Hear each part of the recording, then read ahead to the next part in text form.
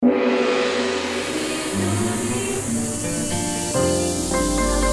Channel 3, Jembatan Pencerahan.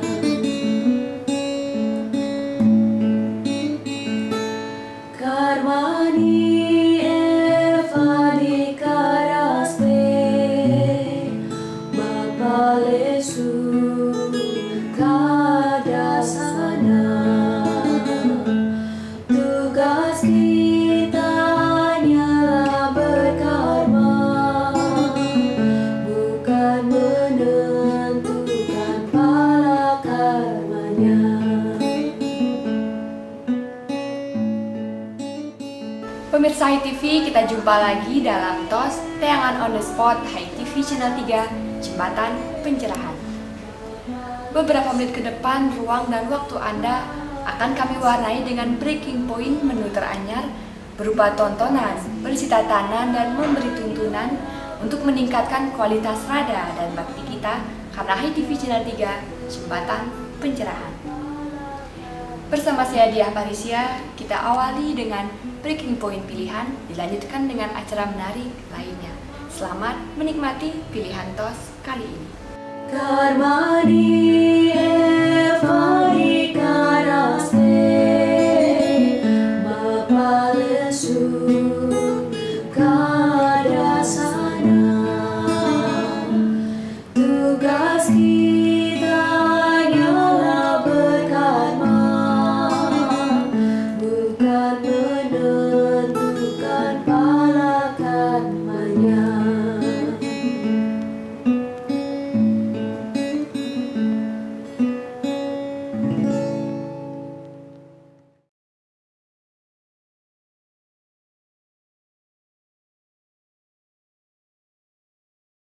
Sebentar lagi, manik kata-kata.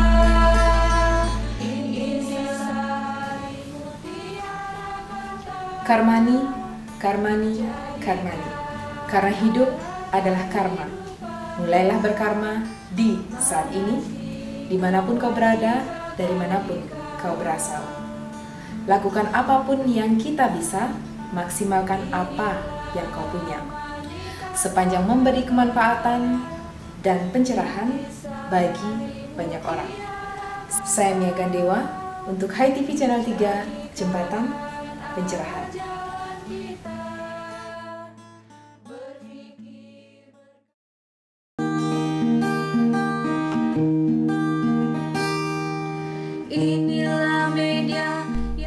Pemirsa, berikut ini program ketiga High Schooling Sekolah Rumah Hindu Dharma.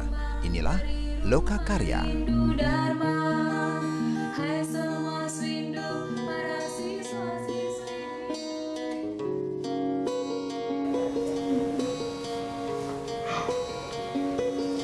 Pemirsa HiTV, kita jumpa lagi dalam High Schooling Sekolah Rumah Hindu Dharma yang akan menemani teman-teman Swindu belajar dari rumah. High Schooling kali ini terasa sangat spesial karena saya Diah Parisia dan Mia Gandewa ditemani tamu istimewa yang akan bincang-bincang mengenai kehidupan anak-anak di daerah perkotaan, pedesaan, pun di daerah konflik. Seperti apa? Kita simak setelah jeda yang satu ini. Persembahkan oleh Butik Buku Hindu, Altarnya Pustaka Dharma.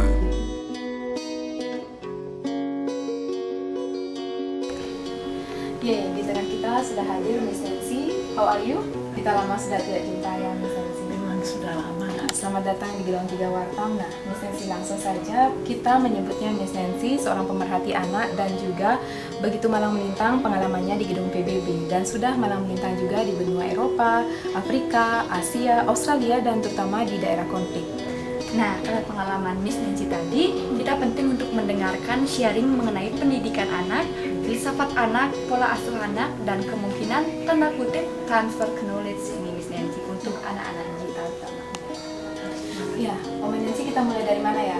Bagaimana kalau kita mulai dari anak-anak di daerah maju seperti Eropa, mungkin Asia beberapa, gimana pengalamannya Miss Nancy?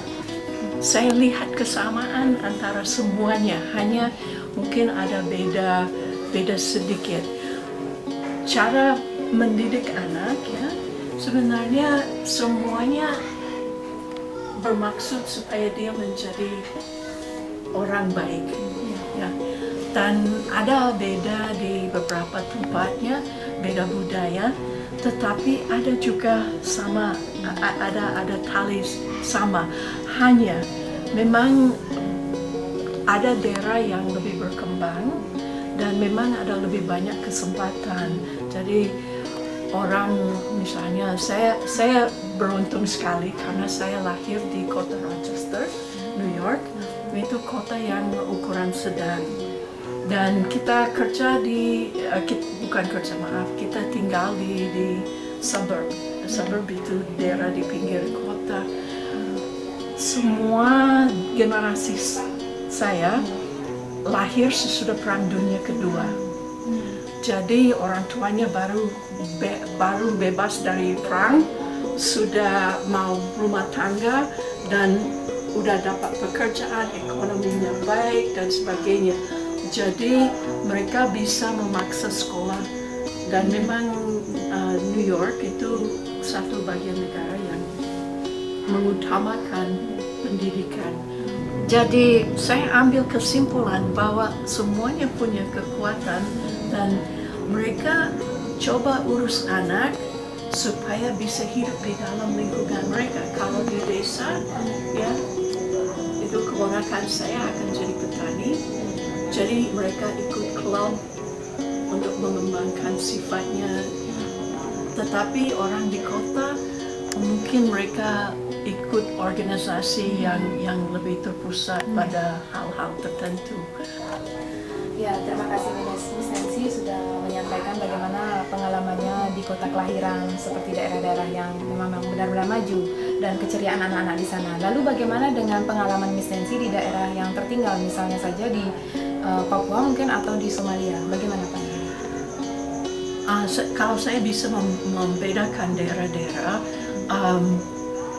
memang yang sulitnya fasilitasnya itu yang buat paling hambat. Masih kurang memadai. Ya. Dan itu orang tuanya bukan tidak menghargai pendidikan, tetapi mereka apa gunanya untuk hidup saya. Jadi pandangannya sedikit berbeda, bukan berarti mereka tidak menghargai pendidikan untuk perempuan, tetapi ada manfaat bagi mereka perempuan di rumah. Kalau di daerah lain itu misalnya Somalia itu lain-lain, karena itu daerah yang sudah perang. Daerah konflik. Dan waktu saya ke sana itu memang kita nggak bisa keluar, nggak bisa jalan-jalan, tapi yang sering diceritakan pada saya dari teman kerja, Somalia tidak seperti ini zaman dulu, tidak seperti ini zaman dulu. Sekarang kalau ada berantakan di jalan, kita nggak berani stop. Kita hanya harus lihat ke lain tempat, tidak campur tangan, karena berbahaya sekarang. Dan oleh karena itu, memang kirim anak ke sekolah, mereka 2 kali pikir, karena mereka akan ketemu masalah apa di jalan. Orang mau belajar, tetapi ya memang situasinya sosial yang sulit.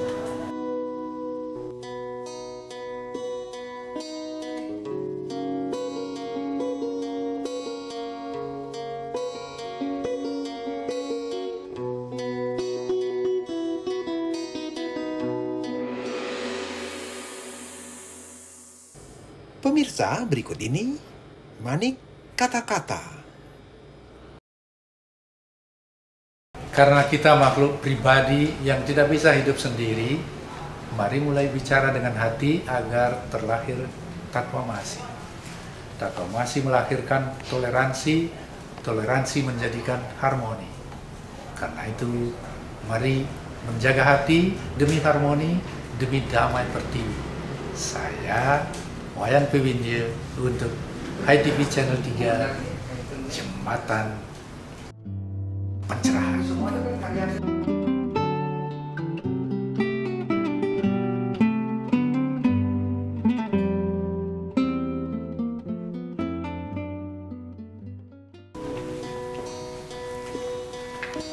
Pemirsa, demikian tadi High Schooling Sekolah Rumah Hindu-Dharma. Dan sesaat lagi kita ikuti ngopi ngobrol inspiratif. Berawal dari senyakir ngopi, ngobrol inspiratif mengajak Anda melihat peristiwa dari sudut pandang berbeda. Berbagai tokoh inspiratif akan mengemas narasi menjadi solusi.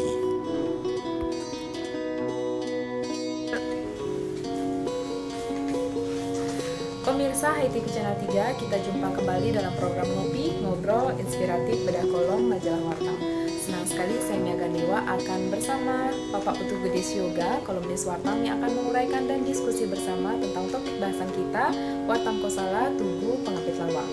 Nah, seperti apa dan bagaimana bentuknya dalam arsitektur Hindu? Temukan jawabannya setelah pesan yang satu ini.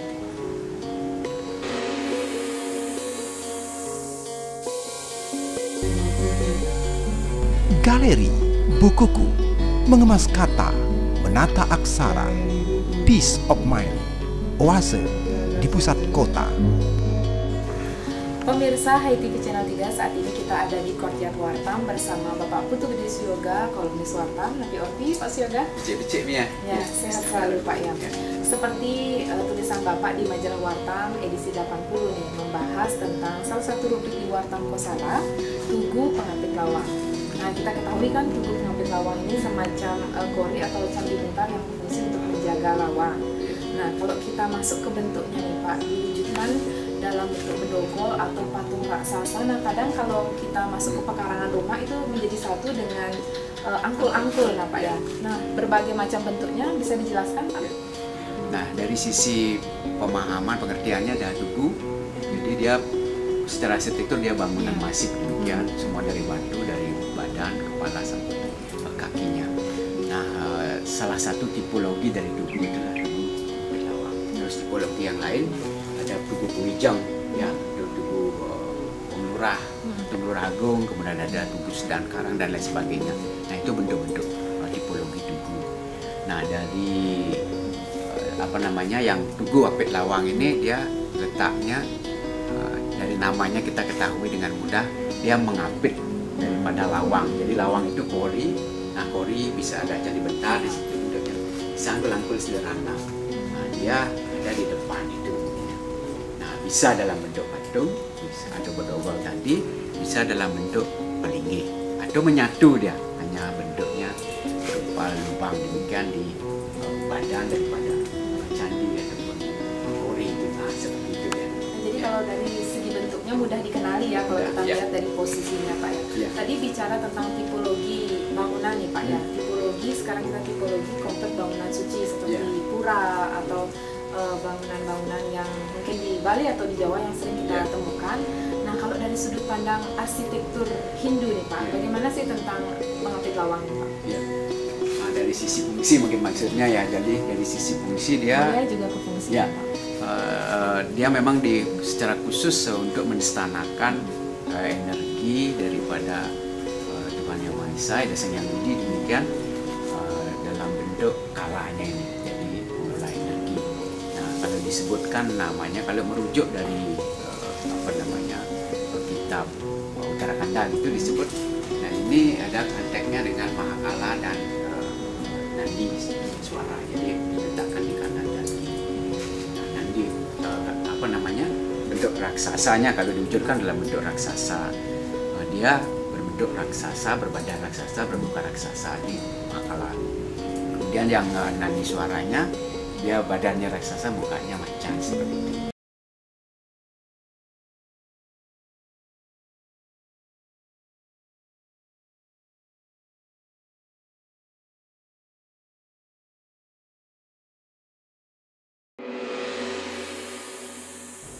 Pemirsa, berikut ini manik kata-kata.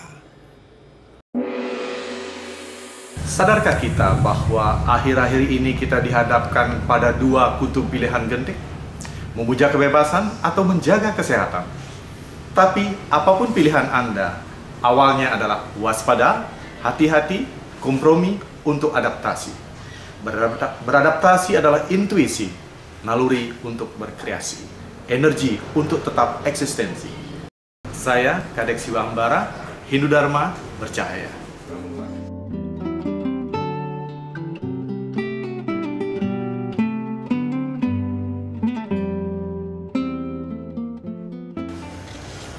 Hanya ada satu orang yang diizinkan terus menyalakan lentera Hindu Dharma agar tetap bercahaya paripurna. Orang itu adalah Anda.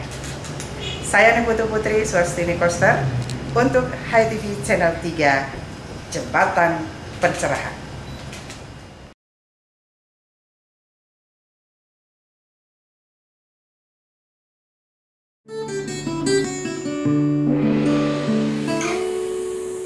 Pemirsa, berikut ini pintu Sarasa Muscaya akan dibuka dalam One Day One Sloka.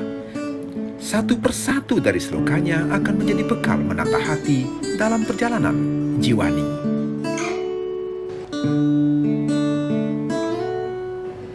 Hari ini belajar Sarasa Muscaya, bagian awal sloka pertama, tentang tujuan hidup manusia, kelahiran di Mayapada.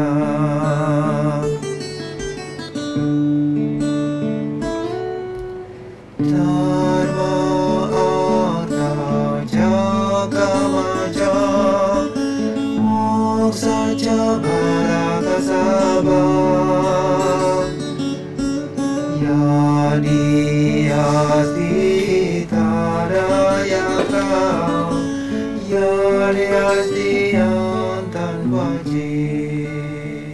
Pemirsa, demikian tadi Sundari Nada, makna di balik nada menjadi sajian akhir kebersamaan kita. Semoga menginspirasi untuk kita bersama. Saatnya kami berterima kasih kepada para pahlawan Dharma, karena hanya dengan menonton saja Andalah pahlawan kami yang telah ikut menganyam jembatan pencerahan sampai ke seluruh pelosok hati umat sedharma. Maaf jika Anda tak berkenan. Sampai jumpa dalam tos berikutnya.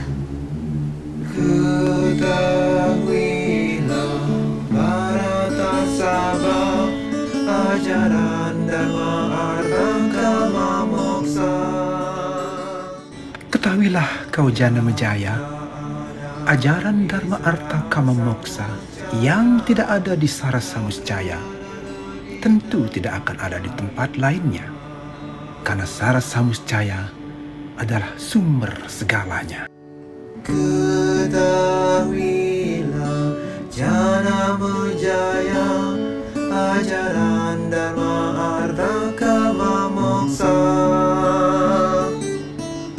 yang tak ada di Sarasa Muscaya, takkan ada di tempat lainnya.